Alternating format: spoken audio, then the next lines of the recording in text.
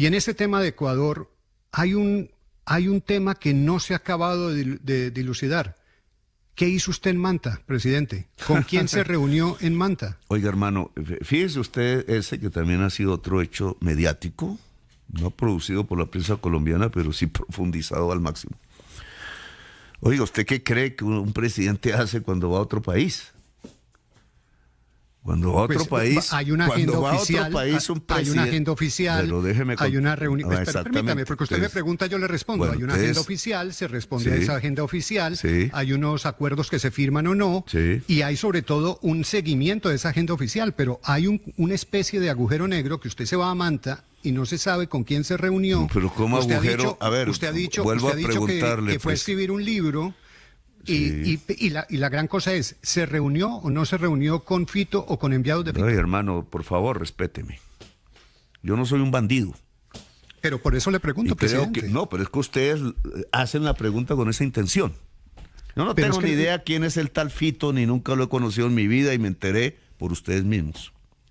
Entonces, respéteme. Presidente cualquiera, de cualquier país, si viene aquí el presidente de Rusia, ¿qué hacemos? Ponemos escolta, hermano, de Colombia, de la policía colombiana, del ejército, para que no le pase nada. Y se cuida de día y de noche hasta que se coge el avión y se va. Ustedes mismos lo han presenciado en mi caso. Que no invite a los periodistas a acompañarme a ver cómo duermo no significa que el Estado que me recibe y que me ha invitado, porque un presidente de Colombia o cualquier país no va a otro país sino en misión oficial, porque el otro gobierno lo ha invitado. Entonces, lo primero que ustedes tienen que establecer, en este caso de Manta, es que a mí me invita el gobierno de Ecuador, no que yo me voy por mi propia cuenta a Ecuador a ir a Manta a ver el mar. No, señor. A mí me invita el presidente Noboa. ¿A qué? A su posesión.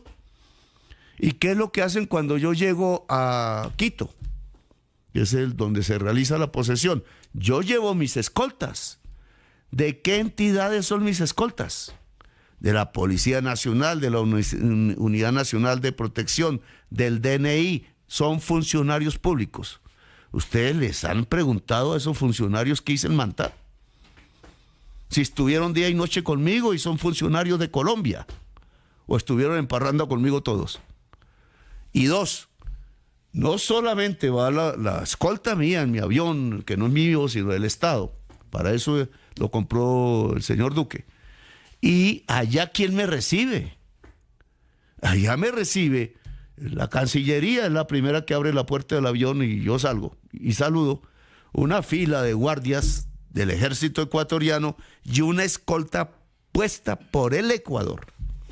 ¿Quiénes son los de la escolta del Ecuador? El ejército, la policía ecuatoriana. Entonces tengo la policía colombiana, el ejército colombiano, el DNI colombiano, la policía ecuatoriana, el ejército ecuatoriano, cuidándome todos los instantes, todos los minutos, mientras yo esté en Ecuador, hasta que coja la policía colombiana, del DNI, etcétera, del ejército ecuatoriano, de la policía ecuatoriana, que rodean una cabaña de madera en Manta, porque quise conocer el mar de Ecuador y escribir un libro un fin de semana. Entonces entró el señor Fito, pasó por todos los círculos de la policía ecuatoriana y de la colombiana y habló conmigo. Hermanos, poco de sindéresis en la investigación. Ustedes tienen los funcionarios de Colombia que estuvieron conmigo. No me pregunten a mí porque saben cuál va a ser mi respuesta. Ya la di. Pero si no creen en mi respuesta, si creen que el presidente de Colombia se va a otro país a reunirse con un bandido X que no conoce además, porque un presidente se le ocurrió decirlo, porque tiene... ¿Por qué Noboa habla de eso? Porque yo dije que había un preso político en Ecuador que se llama el presidente Jorge Glass, ex vicepresidente Jorge Glass. Punto, que es ciudadano colombiano. Eso es todo. Presidente. Y entonces, pero ustedes mismos pregúntenle al jefe de mi escolta. Son coroneles, son mayores, son varios, no es una sola persona de la Policía Nacional que me acompañó, para no preguntarle a la ecuatoriana. Pregúntenle. Presidente, Presidente, pero hablemos del problema con Ecuador por cuenta de su posición con ese ex vicepresidente y el castigo de Noboa a Colombia con esos aranceles que ha creado un caos económico en las dos fronteras a pequeños y medianos comerciantes. ¿Hay alguna luz de poder arreglar el problema, no de las diferencias de ustedes dos, sino de esos comerciantes afectados en Colombia y en Ecuador? Primero, Julio, unilateralmente el gobierno de Ecuador puso aranceles. Nosotros no.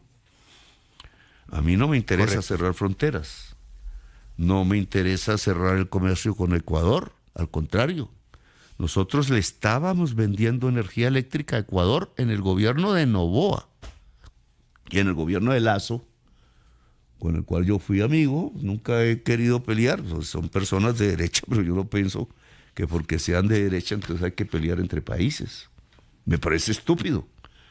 Europa tiene cualquier cantidad, infinidad de posiciones políticas entre sus países y yo veo que comercian muy bien y tienen una Unión Europea muy interesante. Yo no tengo ningún lío con Ecuador. No me interesa cerrar el comercio, no me interesa poner aranceles.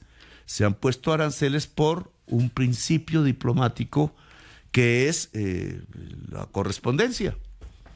Pero el gobierno de Noboa decidió elevar los aranceles de una manera que rompe con el pacto andino. Nosotros tuvimos que seguir no de la misma manera, pero nuestro interés no es que se tengan aranceles con Ecuador en la manera como se han colocado. Ese no es nuestro interés.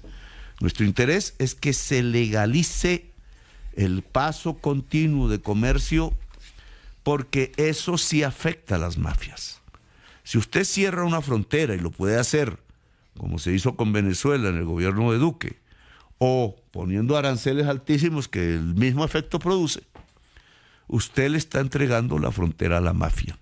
Se le entregó la frontera colombo-venezolana a la mafia y ahora puede producirse una toma, después de que estamos sustituyendo cultivos y con mucho éxito hemos bajado la tasa de homicidios del sur de Nariño, puede volver a haber una retoma mafiosa de la frontera, porque si usted cierra el comercio de las gentes normales, sencillas, que han venido, son binacionales incluso en muchos casos, usted le está entregando a los bandidos la frontera. Así que mi posición en relación con Ecuador es: bajen todos los aranceles, yo los bajo de inmediato. Presidente, inmediato.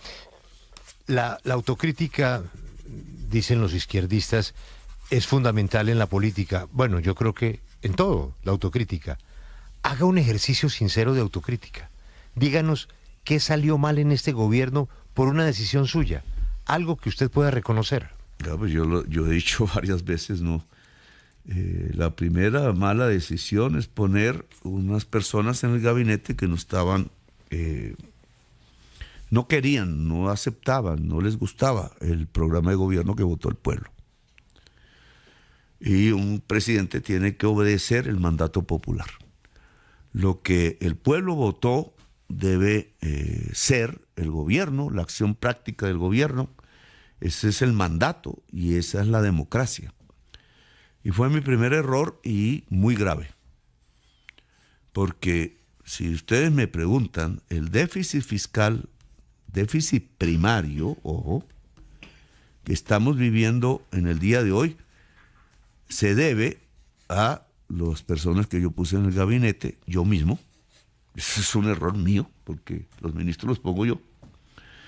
Y ocasionaron, por su manera de entender la acción gubernamental, la profundización del déficit primario. El déficit primario existe en Colombia desde el 2015.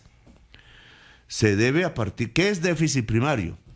Es la totalidad de ingresos corrientes respecto al gasto público, excepto el pago de intereses. ¿Qué mide esa cosa? Mide la capacidad de un gobierno de pagar su deuda, la deuda del país, la deuda pública. Y el déficit primario existe en el 2015 por una razón básica. En el 2015 se desploma la economía petrolera y carbonera del país, que no se va a recuperar más en adelante. Y entonces, al producirse ese déficit primario, se va creando una insostenibilidad posible de la deuda si la tasa de interés que se coloca queda por encima de la tasa de crecimiento económico. Eso es una fórmula contable que cualquier economista ha estudiado en su carrera.